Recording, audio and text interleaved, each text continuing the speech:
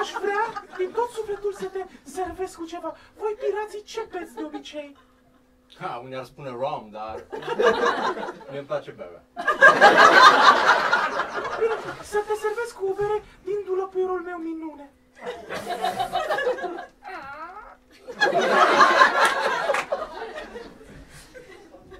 Poftim. Mulțumesc. Dar ca să nu fii... Stai un pic, nu duce la gură. Să-ți pun și într-un păcărel.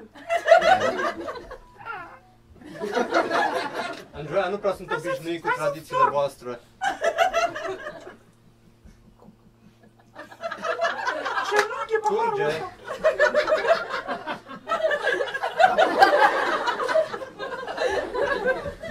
E un pahar fără fund. Andreea, ca tine.